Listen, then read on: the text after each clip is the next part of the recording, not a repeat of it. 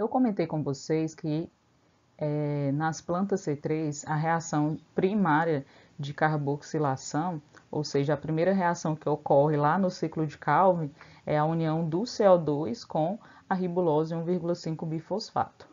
Comentei também que essa reação é mediada pela enzima rubisco e que forma o composto denominado fosfoglicerato. Rubisco é o nome abreviado da enzima.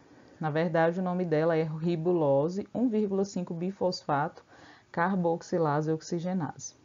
Então, observem, né, que essa enzima ela tem afinidade tanto por carbono quanto por oxigênio. Então, observe aqui na imagem, aqui nós temos a enzima rubisco e observem que mostra uma estrada, né, indicando que ela tem dois caminhos a percorrer.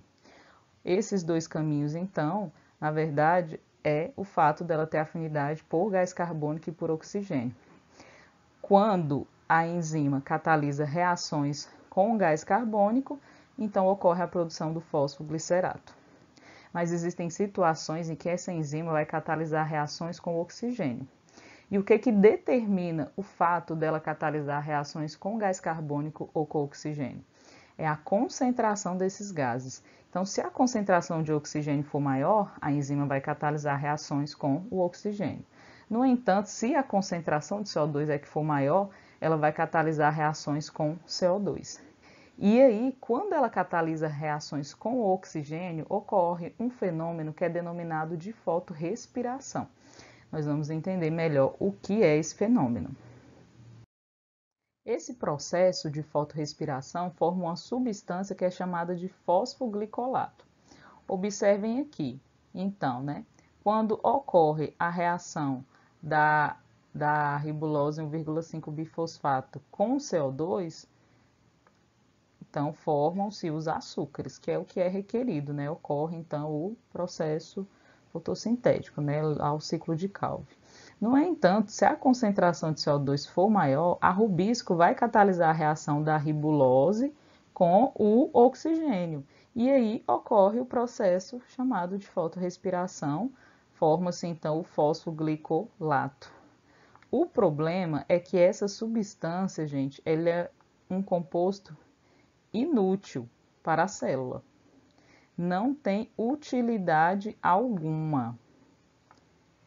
Então, todo esse carbono aqui presente lá na ribulose, né, bifosfato, ele é perdido. Então, considera-se que a fotorrespiração é a perda de CO2 na presença de luz. E se está perdendo CO2, significa que a eficiência fotossintética ela é diminuída. Esse processo de fotorrespiração é característico de plantas C3, ocorre somente nas plantas C3.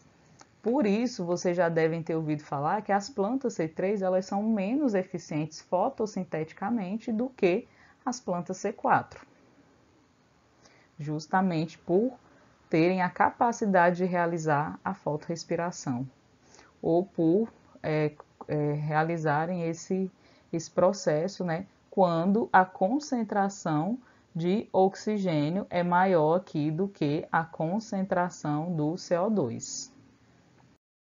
Bom, existem situações que favorecem a ocorrência da fotorrespiração nas plantas C3.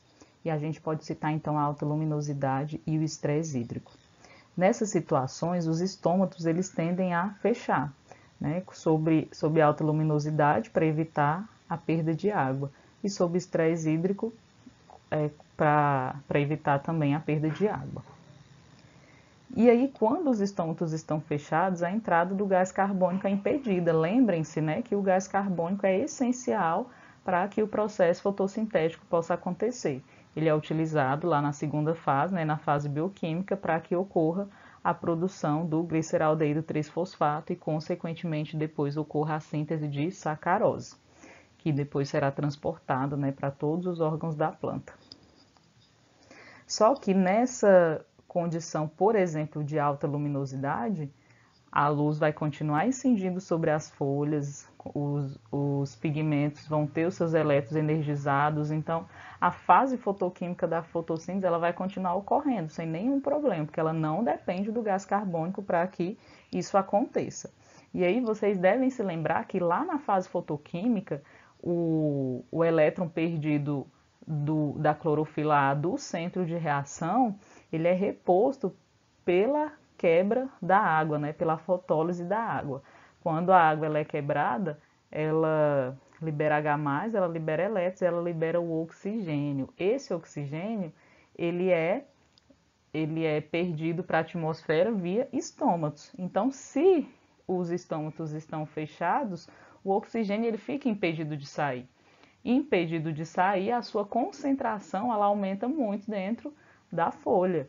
E aí aumenta muito quando comparado com a concentração de CO2, já que ele não está entrando, né, porque os estômatos estão fechados.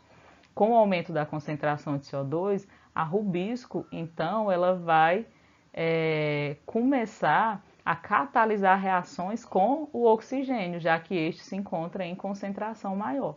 Catalisando reações com o oxigênio, ocorre então o processo de fotorrespiração, que eu comentei com vocês, então produz aquela substância, né, que é inútil para a planta. E aí carbonos são perdidos, não, os açúcares não são produzidos, então a eficiência fotossintética ela é muito menor.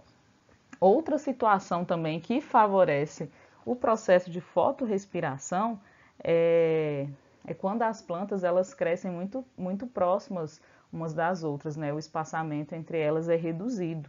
E isso faz com que o ar ao redor das folhas fique muito parado e diminui as trocas gasosas. Essa redução de trocas gasosas também favorece o aumento da concentração de oxigênio, né, dentro da folha e, consequentemente, a fotorrespiração.